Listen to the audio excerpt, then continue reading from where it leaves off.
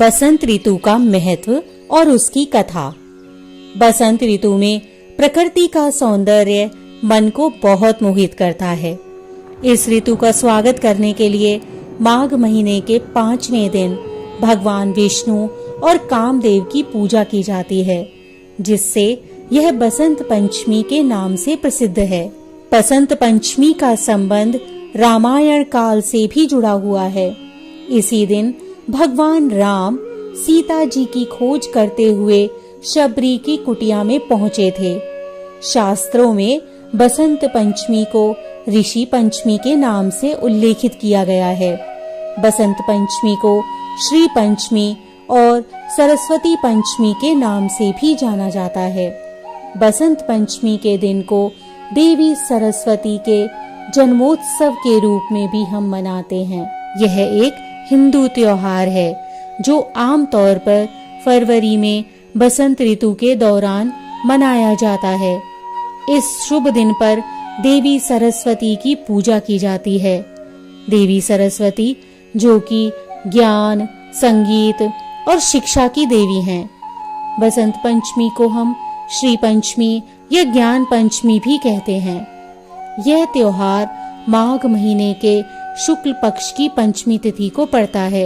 हिंदू परंपराओं के अनुसार पूरे वर्ष को 6 ऋतुओं में बांटा गया है, जिनमें बसंत ऋतु, ग्रीष्म ऋतु, वर्षा ऋतु, शरद ऋतु और हेमंत ऋतु और शिशिर ऋतु शामिल है।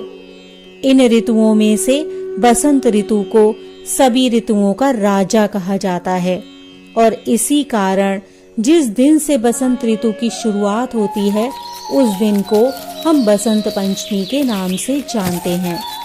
बसंत पंचमी जीवन में नई चीजें शुरू करने के लिए एक बहुत ही शुभ दिन माना जाता है।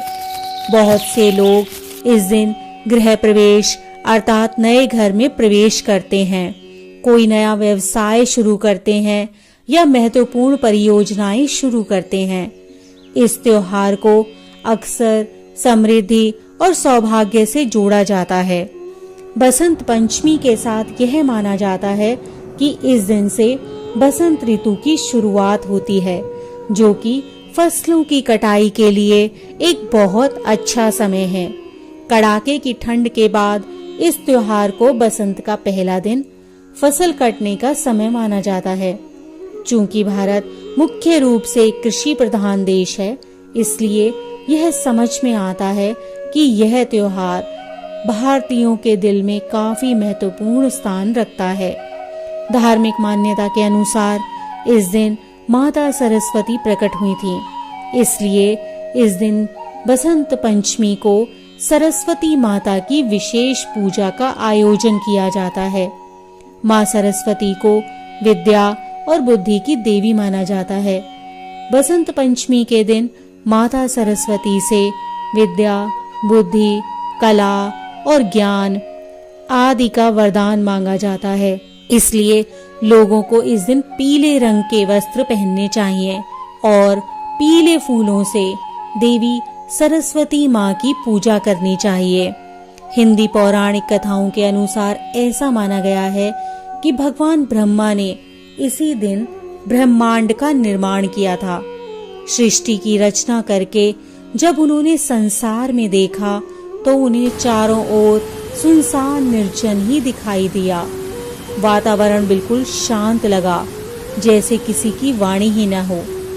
यह सब देखने के बाद ब्रह्मा जी संतुष्ट नहीं हुए। तब ब्रह्मा जी ने भगवान विष्णु से अनुमति लेकर अपने कमंडल से पृथ्वी पर जल छिड़का। जल छिड़कने के बाद एक देवी का प्राकट्य हुआ। देवी के हाथों में वीणा थी।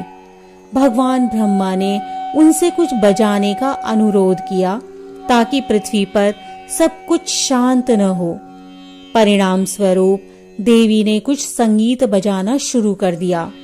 तभी से उस देवी को वाणी और ज्ञान की देवी माँ सरस्वती के नाम से जाना जाने लगा और उसी दिन से बसंत पंचमी का त्योहार हम माँ सरस्वती को समर्पित करते हुए मनाने लगे।